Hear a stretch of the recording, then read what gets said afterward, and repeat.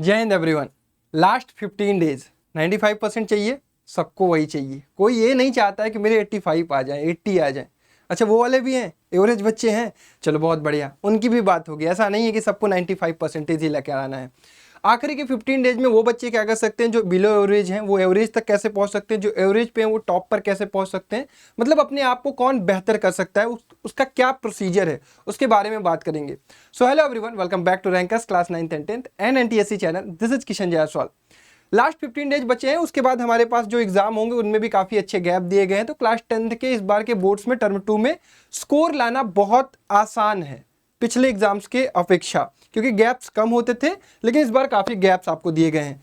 तो क्या क्या चीज़ें हम कर सकते हैं जिससे हमारा रिजल्ट बेहतर हो सकता है, कौन सा टाइम टेबल हम फॉलो कर सकते हैं, किस तरह से हम अपने जो बचे हुए दिन हैं उनकी शेड्यूलिंग कर सकते हैं, किस तरह से अपने चीज़ों को रिवाइज कर सकते हैं, शॉर्ट नोट्स कैसे यूज कर सकते हैं, कितने सैंपल पेपर लगाने चाहिए, इन सब सारे सवालों के जवाब आपको इस वीडियो में मिल जाएंगे। और इस वीडियो को देखने के बाद आपको इसको इंप्लीमेंट करना होगा, इस चीज़ का ध्यान रखिएगा। चलिए स्टार्ट करते हैं विदाउट वेस्टिंग टाइम। हम बात करेंगे आपके लास्ट 15 डेज का टाइम टेबल क्या होगा, पर डे आप किस तरह से चीज़ों को पढ़ेंगे। तो ये मेरी खुद की एनालिसिस है कि मैंने चीज़ों को सोचा कि किस तरह से आप चीज़ें कर सकते हैं, सैंपल पेपर कब लगा सकते हैं, पेपर में अपना कैसे पढ़ सकते हैं, उनके बारे में हम डिस्कस करेंगे। तो आपको पता है कि 27 तारीख को आपका सबसे पहला पेपर है, दैट इज इंग्लिश का पेपर है। तो इंग्लिश का पेपर है तो उसको आपको पहले ही पढ़ के खत्म कर लेना चाहिए। तो उसके लिए मैंने दिया है आपको लगभग 4 दिन शुरुआत के, दैट इज 12, 13, 14, 15 को दिया है। यहाँ से देखा जाए तो 15 दिन आपके पास लगभग बचे हुए हैं। इसके साथ ही साथ एक और सब्जेक्ट आप लेकर चल सकते हैं, दैट इज मैथमेटिक्स, क्योंकि इसके बाद आपका सेकंड पेपर मैथमेटिक्स का है, तो वो भी आप फिनिश करके ही रखिएगा। और शुरुआत में ही जो मैंने चीज़ें करा रहा हूँ उसमें फिनिश करेंगे हम। अगर मैं यहाँ पे 4 दिन का स्लॉट आपको दे रहा हूँ तो इस 4 दिन में आपको फिर से अपना सिलेबस पूरी तरह से कंप्लीटली पढ़ लेना है, साथ ही साथ मैथ्स को भी टाइम देना है। तो एक दिन में मैं 2 सब्जेक्ट लेकर चल रहा हूँ और मैक्स टू मैक्स मैं मान के चल रहा हूँ कि आप 8 घंटे भी अगर पढ़ रहे होगे तो भी आप बहुत अच्छा कर सकते हो। नो नीड टू 12-14 आवर पढ़ने की कोई ज़रूरत नहीं। क्लास 10th के बोर्ड के लिए बहुत आसान होता है। आप सिस्टमेटिक तरीके से 8 घंटे भी दिन का निकाल दें, दैट इज इनफ। तो मैं शुरुआत के 4 दिन ये इंग्लिश को, साथ ही साथ 5 दिन मैथमेटिक्स को। 4 दिन इंग्लिश के बाद आप इसका एक सैंपल पेपर लगाइएगा, जितनी भी आपकी पढ़ाई होगी, और कोशिश करिएगा पूरा पूरा फिनिश कर लिए होंगे, क्योंकि इसके पहले आपने एक बार तो पढ़ाई होगा, वो सोचकर मैं आपके लिए बना रहा हूँ। यहाँ पे पढ़िएगा, उसके बाद सैंपल पेपर लगाइएगा। सैंपल पेपर लगाकर यहीं पर इंग्लिश को फिनिश कर देंगे, फिर इंग्लिश दोबारा पढ़ेंगे, लेकिन वो कब पढ़ेंगे अभी आपको आगे बताऊंगा। मैथमेटिक्स आप यहाँ पे 5 दिन पढ़ रहे होंगे 16 अप्रैल तक, फिर उसके बाद इसका सैंपल पेपर अटेम्प्ट कर लीजिएगा। इसके बाद 17 से आप साइंस स्टार्ट कर दीजिएगा, 17 अप्रैल से, क्योंकि इसके बाद आपका थर्ड पेपर साइंस का है, वो भी मैंने ध्यान रखा है। 17 से साइंस स्टार्ट करिएगा, इसके साथ एक सैंपल पेपर लगाएंगे मैथमेटिक्स फिनिश हो चुकी है। 18 से साइंस प्लस एसएसटी, और ये आप पढ़ेंगे आप 21 अप्रैल तक, 21 अप्रैल तक यहाँ पर आपका साइंस फिनिश हो जाएगा। 22 अप्रैल को आप साइंस का भी सैंपल पेपर लगा के साइंस का भी समापन कर देंगे अपने एंड से। साइंस हो गया, फिर एसएसटी उसके पैरेलल ही चल रहा है। आपको 5वीं क्लास सोशल की भी मिलेगी, 5 दिन आपको सोशल के लिए मिल जाएगा। 23 तारीख को आप हिंदी स्टार्ट कर दीजिएगा और सैंपल पेपर लगाकर सोशल को एंड कर दीजिएगा। तो यहां तक लगभग आप लोगों ने देखा होगा कि जो आपके मेजर सब्जेक्ट्स हैं वो आपके फिनिश हो चुके हैं। हिंदी है, हिंदी भी आपको, अगर मैं एक दिन बात करूं, 23 तारीख को आप हिंदी पढ़िए सैंपल पेपर के साथ, और 24 को पूरा दिन आप हिंदी कंटिन्यू करके हिंदी को फिनिश कर सकते हैं। मतलब आपने अपना सिलेबस 24 अप्रैल तक फिनिश कर दिया है। क्लियर। अब उसके बाद 27 को आपका इंग्लिश का पेपर है, तो उसके अलावा आपको कोई पढ़ने की कोई जरूरत है नहीं। तो 25 और 26 को आप इंग्लिश अपना पढ़िए, एक सैंपल पेपर भी लगा लीजिए। 2 दिन आप 2 सैंपल पेपर भी लगाते हैं तो भी बहुत इनफ है।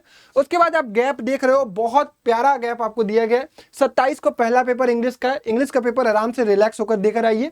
उसके बाद गैप आपको बहुत प्रॉपर मिल रहा है, 6 से 7 दिन का आपको गैप मिल रहा है, तो आराम से आप 6 से 7 दिन का गैप मिल रहा है, तो आप 5 तारीख को आप मैथ्स पेपर दे लेंगे आराम से प्रिपरेशन करके। इसमें भी आप 1 से 2 सैंपल पेपर बीच में लगाएंगे, फिर 5 से 10 के बीच में भी साइंस में भी काफ़ी अच्छा गैप मिल रहा है, फिर 1 या 2 सैंपल पेपर इसमें भी, और quick revision through your notes. ये ध्यान रखिएगा, इधर जब आप पढ़ रहे होंगे तो आप शॉर्ट नोट्स जरूर बनाइएगा। ये बात मैं सभी बच्चों को कह दे रहा हूँ, शॉर्ट नोट्स जरूर बनाइएगा। हर चैप्टर का 1 पेज का नोट्स, हर चैप्टर का 1 पेज का नोट्स, ताकि ये जो पेपर के गैप में आप रिवीजन कर रहे होगे तो वो शॉर्ट नोट्स आपको लास्ट में रिवाइज करने के लिए काफ़ी हेल्प देगा। फिर 10 के बाद 14 को एसएसटी है, 14 के बाद 18 को हिंदी है। इसके अलावा भी किसी बच्चे का संस्कृत होगा, किसी बच्चे का कंप्यूटर साइंस होगा, आईटी होगा, तो वो भी इसके बाद है, तो उसके अकॉर्डिंगली वो प्रिपरेशन कर सकता है। पर डे की अगर मैं बात करूँ तो पर डे आपको कितना टाइम देना चाहिए, मेरे अकॉर्डिंगली हर बच्चा अपना अलग अलग टाइम टेबल बना सकता है। कुछ बच्चे दिन में ज़्यादा पढ़ाई करते हैं, कुछ बच्चे रात में ज़्यादा पढ़ाई करते हैं। उसके अकॉर्डिंगली आप अपना खुद का टाइम टेबल बना सकते हैं। मैं एक डमी टाइम टेबल के बारे में बात करूंगा कि आप कैसे आप बना सकते हैं। लेकिन ध्यान ये रखेंगे कि अगर आप 8 घंटे भी अपनी स्टडी को देते हैं तो दैट इज इनफ।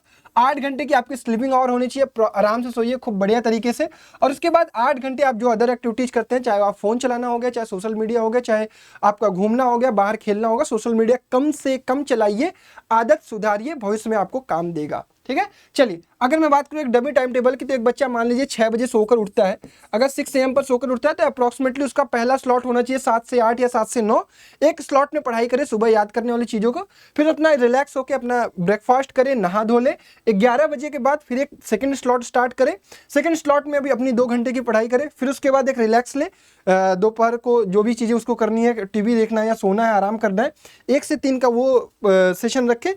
फिर 3 से 5 अपना तीसरा स्लॉट स्टार्ट करिए। स्लॉट वाइज पढ़ाई करेंगे तो आपको मजा आएगा, क्योंकि आपको ब्रेक भी मिलता रहेगा और आप पढ़ाई भी बहुत अच्छे तरीके से करते रहोगे। तीसरा स्लॉट 3 में आप पढ़ाई करिए। उसके बाद 5 से 7 आप बाहर निकलिए, खेलने जाइए, मार्केट जाइए, घर का कोई काम है तो वो भी करिए। उसके बाद 7 से 8 एक स्लॉट रखिए 1 घंटे का। फिर उसके बाद 8 से 9 में आप खाना खाइए, या फिर आप इच्छा है तो आपका 7 से 10, 7 से 9 का स्लॉट रख लीजिए सीधा। उसके बाद खाना पीना खाकर सो जाइए, या फिर आप 8 से 9 के बीच में खाना खा लीजिए, टीवी देख लीजिए, फोन चला लीजिए। उसके बाद 9 से 10 एक आखिरी स्लॉट पढ़कर सो जाइए। 10 से 6 अगर आप सोते हैं तो आप बहुत प्रॉपर तरीके से चीज़ों को आप मैनेज कर पाएंगे। तो ये मैंने एक छोटे से वीडियो में आपको चीज़ें समझाने की कोशिश की कि आप कैसे कैसे चीज़ों को कर सकते हैं। आप इसका एक बार स्क्रीनशॉट ले सकते हैं और इसको इम्प्लीमेंट कर सकते हैं, और ये आपके लिए बेहतर रिजल्ट लाकर देगा, मैं पूरी उम्मीद करता हूं। आपको इसको फॉलो करना है और कमेंट बॉक्स में मुझे बताना है कि आप कितना परसेंटेज टारगेट कर रहे हैं। हर बच्चा अपना परसेंटेज कमेंट करेगा, ताकि उसको बाद में ये रियलाइज हो कि हाँ मैंने इतना कमिटमेंट किया था, क्या मैंने उसको अचीव किया, उसको बाद में हम चेक करेंगे।